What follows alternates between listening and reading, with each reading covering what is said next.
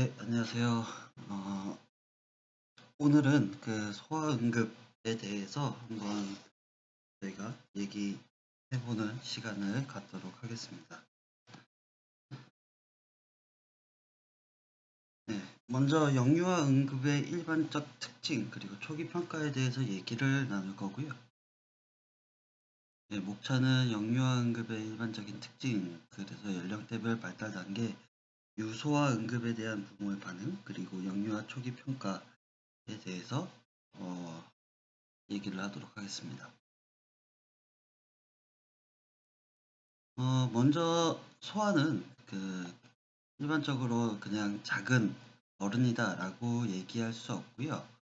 소아의 특징, 소아는 성인과 다른 특징을 가지고 있다는 것, 그러한 것을 염두에 두고 접근을 해야 되고, 현장 처치나 그런 상황에서의 차이점 같은 것도 병력 정취나 신체 검진이 성인에 비해서 협조되기 힘들고 수행하기 힘들다는 것, 그리고 성인에 비해서 체중이나 크기가 다르다는 것, 그리고 병력이나 신체 검진 등 거를 수행할 때는 항상 보호자와 함께 해야 할 수밖에 없다는 점, 그리고 그래서 소아뿐만 아니라 보호자의 협력이 필수적이다라는 것, 예, 그리고 아까 전에 얘기했지만 체중이나 연령에 따라서 장비나 어, 그 체중 장비나 약물의 용량 등도 달라질 수 있다는 것을 염두에 두어야겠습니다.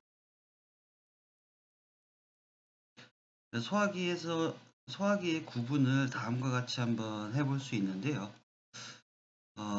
먼저 여기 출생 이후에 우리가 얘기하는 그 소화기는 신생아기, 태어나서부터 보통 4주 내지 6주까지를 신생아기로 보고요. 그 다음부터 1년까지를 영아기, 그 다음 1살부터 5살, 이때까지를 유아기, 그리고 학동기 부분, 그 5살부터 10살 정도를 소아기로 나누어서 보기도 하고, 심폐소생술을 할 때는 연령이 8세로 보기도 합니다.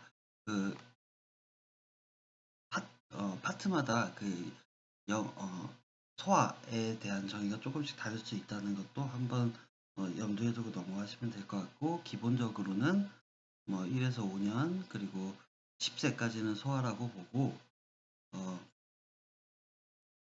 여기 심폐소생술을 할 때는 8세 그리고 8세 이상 이렇게 보기도 한다.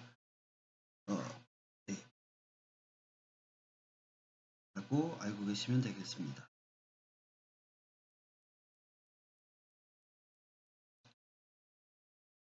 연령대별 발달 단계는 신생아 및 영아기 때는 성인들의 말을 이해한다기보다는 말의 어조와 목소리에서 반응을 하고요. 8개월이 넘어가면서부터는 그 대상자를 구분하면서 낯가림이나 그런 게 심해질 수 있고, 그리고 몸통 그리고 얼굴 순으로 평가를 하고, 평가를 할 때는 부모 품에서 하는 것이 좋고, 가능한 달래 가면서 평가를 하는 게 필요하겠습니다. 3세까지는 낯가림이 매우 심할 수 있고요. 실제로 뭐 말이 통하거나 하지 않아서 설명하는 게 불가능하고, 어떠한 행위를 하거나 그럴 때 어, 어, 주의를 다른 곳으로 분산시켜야 할 수 있습니다. 그래서 여러분들 나중에 응급실에서 보면은 의료진이나 보호자들이 이 3세의 그 유아의 주의를 다른 곳으로 끌기 위해서 다 아래와 같이 이런 뽀로로나 아니면 타요 같은 영상을 틀어주면서 진료를 받는 것도 볼 수 있을 것 같습니다. 심심치 않게. 3에서 5세는 호기심이 가장 많을 나이겠고요. 그리고 적절하게 의료진이 설명을 한다면은 협조가 가능할 수도 있을 것 같습니다. 하지만 너무 어렵게 하거나 그러진 말아야 하고요. 그리고 어, 이렇게 이거 안 아플 거야 하면서 이렇게 거짓말하고 나면 나중에 그 의료진에 대한 그 반항, 그러니까 어, 이 사람은 나한테 거짓말한 사람 이런 게 찍히면은 나중에 평가나 처치를 하기 힘들어지기 때문에 그런 것은 하지 않고 적절하게 잘 설명하는 게 필요하고요. 그리고 설명을 한 뒤에 시술을 하거나 할 때는 빠르게 하는 게 좋겠습니다. 응급 상황에서는 당연히 보호자는 어, 매우 불안하고 혹은 슬프고 죄책감이 느껴지고 나 때문에 그렇게 된 건 아닐까 혹은 또 타인에 의하거나 어떠한 불가피한 상황에 의해서라면 분노를 일으킬 수도 있고요. 그리고 하나가 잘못될까에 대한 그런 공포에 빠질 수도 있습니다. 그래서 이 소아 응급에서는 보호자를 진정시키는 것도 하나의 진료 행위에 포함이 되겠습니다. 보호자에게 응급처치자, 즉 우리의 이름과 자격을 얘기를 하고 보호자의 감정을 불안이나 공포를 이해하고 관심을 가져주고요. 보호자가 느끼는 것 자체가 좀 타당하다는 것을 설명하면서 안심시킬 필요가 있습니다. 예, 그리고 보호자가 환자를 치료하는 데 도와주도록 해서 그, 그들에게 하나 치료를 하는데 도움을 주도록 행위를 부여하면서 그들의 보호자들의 관심을 다른 것으로 돌려주도록 해야 할 필요할 수도 있겠고요. 그리고 침착하고 차분하게 그리고 충분한 설명을 보호자에게 해줘야겠습니다. 어, 소아 응급처치 소아 환자를 다룰 때는 빠르고 정확하고 그리고 부드럽게 해야 하고요. 그리고 부모님을 우리 편으로 만들어야 진료를 하고 처치를 하는데 큰 도움이 됩니다. 특히 그 보호자와 다투는 경우에는 더 이상 진료를 하기 힘들어지는 상황이 될 수도 있기 때문에 엄마와 싸우면 될 일도 안 됩니다. 보통 소아가 가장 편하게 느끼는 것은 엄마 품이나 엄마 무릎이 그 보호자의 품일 거고요. 무서워하는 것은 그 보호자가 떨어지는 것입니다. 그래서 그 소아의 평가와 처치를 할 때는 소아뿐만 아니라 부모와의 소통도 중요하다는 것을 다시 한번 강조하고 넘어가겠고요. 활력증후외 같은 경우는 연령에 따라서 호흡, 맥박, 혈압의 기준이 성인과 다르기 때문에 이러한 부분을 감안하고 평가를 해야겠습니다. 네, 그래서 참고로 한 5초만 띄워놓고 지나갈게요. 굳이 외우지 않더라도 나중에 선생님들이 사용하는 장비나 혹은 실습을 할 때 쓰시는 노트 같은 데에다가 이런 것을 좀 출력해 놔서 붙여놓고 굳이 외우지 않고 어, 참고용으로 붙여두는 것도 하나의 도움이 될 수가 있겠고요. 어, 혈압이나 맥박을 잴 때는 보통 그 소아용 장비 그리고 영유아용 장비가 따로 있기 때문에 적절한 사이즈의 어, 장비를 활용을 해야겠고 혈압을 잴 때 그 커프가 어, 너무 작으면 혈압이 너무 높게 체크가 되고요. 커프가 너무 크면 혈압이 낮게 측정이 됩니다. 예, 그리고 맥박을 칠 때는 영하는 상황동맥, 유아나 소아는 경동맥이나 요골동맥에서 맥박을 잴 수가 있겠고요. 영유아에서 맥박 수는 호흡에 따라서 상당한 차이가 있는 것으로 알려져 있기 때문에 가능한 그 15초를 재고 곱하기 4 아니면 20초 곱하기 3으로 하지 말고 1분 동안 맥박을 재는 것이 필요하겠습니다. 호흡은 되도록 얘가 울기 시작하기 전에 그 정진이나 시진 등을 통해서 해야겠고 호흡수를 측정할 때는 그 연령대에 따라서 호흡수가 다른데 대략적으로 40 마이너스 연령으로 하면은 그 최대 상한치를 추정해 볼 수가 있겠고요. 그리고 비정상적인 호흡 형태로 흉곽 함몰이나 비익 확장 그리고 기성 흉부 운동 등이 있겠습니다. 소아 특히 영아는 흉부가 연약하고 그 늑한 근육이 잘 발달되어 있지 않아서 그 호흡을 버티는 역할이 약하고 횡격막은 작고 평평하면서 또 이런 근육이 적어서 쉽게 호흡을 하면서 피로해지는 경우가 있습니다. 또 기간 안에 안 지르면 성인의 3분의 1밖에 되지 않기 때문에 폐쇄가 쉽게 나타날 수 있습니다. 그렇기 때문에 이러한 어, 해부학적 약점을 가지고 있기 때문에 호흡곤란이나 호흡부전에 성인에 비해서 쉽게 빠질 수 있다는 것 말씀드리고요. 기침이나 호흡곤란 같은 게 있을 때는 상의 탈의 후에 흉곽 전체를 관찰하도록 하고 쇄골 상하 늑골 하에 흉곽이 함몰하였는지 확인을 해야 하고 호흡수는 반드시 1분간 측정을 해야 합니다. 그리고 호흡곤란에서는 흔히 아까 말했던 코 벌렁임이나 빠른 호흡, 그리고 협착흡, 그런거림이나 가슴 불편감, 천명 등이 나타날 수가 있고, 그 시진상으로는 여기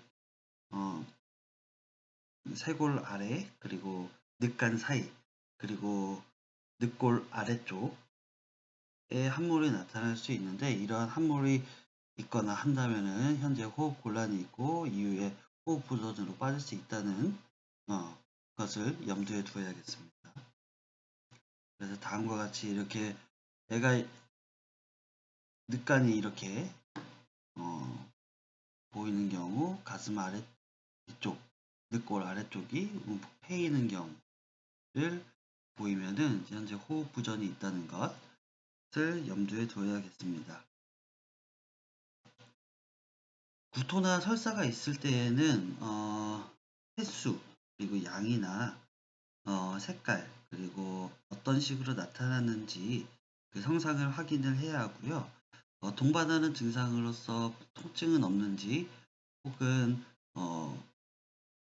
발열은 없는지 확인을 하고, 복부를 노출했을 때 외상 징후나 팽만되어 있지는 않은지 확인을 해야겠습니다.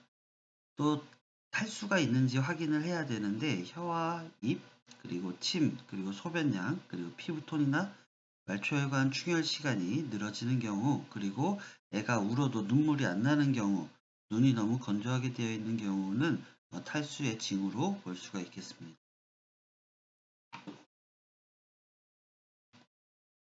경련이나 의식 변화가 있는 경우라고 한다면 경련의 양상이나 지속 시간, 그리고 경련의 횟수, 그리고 경련 후의 의식 상태 정도, 그리고 또는 동반 증상 등을 확인을 해봐야겠고요. 의식 상태 평가는 AVPO로 해서 할 수가 있고, 그 영유아 또는 GCS를 이용해서 확인을 해볼 수가 있는데, 이 연령대에 따라서 동작 반응이나 언어 반응이 다르다는 것을 참고해 두면 좋을 것 같습니다. 아까 전에 활력 징후와 같이 이런 부분을 좀 더, 좀 나중에 참고할 수 있도록 가지고 있으면은 편하게 나중에 쓸 수 있을 것 같고요. 눈뜨기 같은 경우는 똑같습니다. 스스로 눈을 뜨고 있는 경우, 목소리에 반응해서 뜨는 경우, 통증에 반응해서 뜨는 경우, 그리고 아예 눈을 뜨지 않고 있는 경우, 이렇게 성인이랑 다르진 않지만 동작 반응 경우에는 통증 부위를 지적하거나 하는 것이 명령에 따라서 움직일 수가 없는 연령이기 때문에 통증 부위를 통증 자극을 줬을 때 통증 부위를 지적하거나, 통증의 굴곡하고 뿌리치거나, 혹은 통증에는 굴곡하지만 그 비정상적인 굴곡을 보이는 경우, 그리고 통증의 굴곡을 보이면서 비정상적인 경우, 신전되는 경우, 무반응, 이렇게 될 수가 있겠고요. 1세가 넘어가면서 따라 명령에 따라서 움직일 수 있기 때문에 이때부터는 6점의 내용이 명령에 따라 움직이는 경우가 되겠고, 5점은 통증 부위를 지적, 뿌리침, 그리고 비정상적인 경우, 그리고 신전, 무반응, 이렇게 되겠습니다. 언어 반응 경우 같은 경우는 언어 반응의 경우에는 만으로 2살 때까지는 적절한 미소나 만족이나 울음 정도만 있다고 하면은 정상적으로 반응이 있다라고 볼 수가 있겠고, 2에서 5세 같은 경우는 성인과 비슷하게 적절한 말이나 대화, 부적절한 말, 울음이나 소리 지름, 그리고 신음소리, 무반응으로 할 수가 있고요. 5세가 넘어가면서는 어느 정도 논리적인 대화가 가능하고, 그 다음 아래로는 비논리적인 대화나 부적당한 말, 그리고 이해할 수 없는 소리, 그리고 무반응으로 해서 점수를 나누어 볼 수 있겠습니다.